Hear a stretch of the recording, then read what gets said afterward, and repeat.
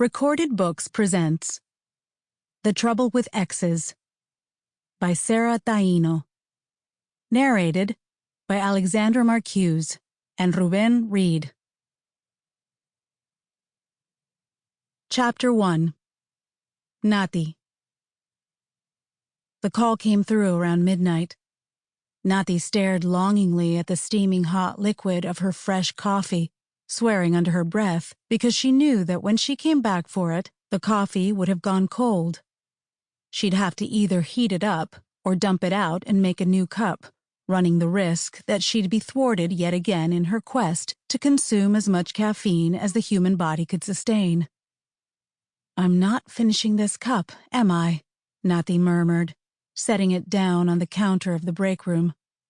"Forecast isn't looking favorable at the moment, Dr. Navarro," said Dr. Caleb Carter. He was more than just her fellow physician on duty. He was also Nati's friend and former med school classmate. He scooped up her mug together with his and dumped out the coffee, rinsing and setting both cups to dry. "Ready?" he asked. "Duty calls." Nati followed him out of the break room and to the examination area. They took turns washing their hands before donning surgical gloves and strapping their masks tightly in place.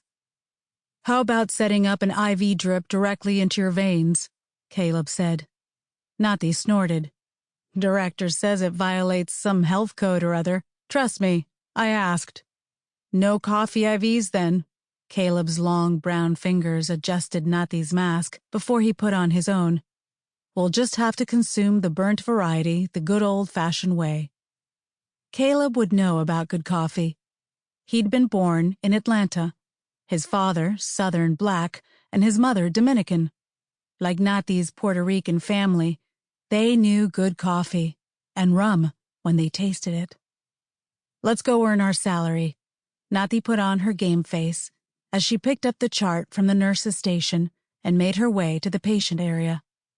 "Tahita is probably in bed," Nati complained when she looked at the time. Dr. Tahita Hadid was the trauma surgeon on call. She was part of Nati's tightly knit friendship group forged in the fires of medical school. They'd studied together and competed against each other for the best grades until they graduated, when they went their separate ways to complete their respective specializations and residencies. There had been a fourth member of their crew once, but Caleb and Tahita never talked about Leo Espinoza. Her ex-boyfriend, and once love of her life, was now best left in the past, the one member of their group who had gotten away. The one member of their group, Nati, had pushed away. Even after 6 years, Nati still couldn't go one day without thinking of Leo. Nati scanned the chart in front of her. Adult man, respiratory distress. Chronic illnesses include high blood pressure and pancreatic cancer, possible cardiac distress. Her beeper went off. She had only to flash a glance at the code on her device to switch modes. "Code blue," Caleb confirmed just as nurses converged on the patient in room 5. A familiar instinct took over Nati, one that always kicked in when an emergency landed in her ER. Non-medical people tended to panic, their hearts racing and breathing elevated, all signs of a loss of control. Not Nati. When the pressure was highest, Nati became the coldest, most fundamental version of herself. Level-headed, calculated, unerring. The adrenaline had the effect of focusing her senses so that all she saw was the patient in front of her, not as a person, but as a collection of conundrums to be unraveled and addressed as quickly and precisely as possible.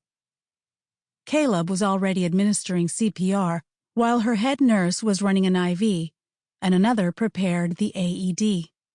Nati barked out orders as she examined the patient. Older Latino, aged 70. Signs of muscular atrophy and weight loss. Blood pressure dropping like a stone. Erratic breathing, and edema in his extremities. Nati focused on the immediate as she began chest compressions.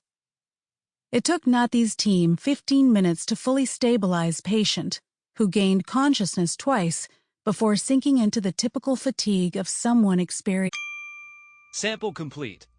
Ready to continue?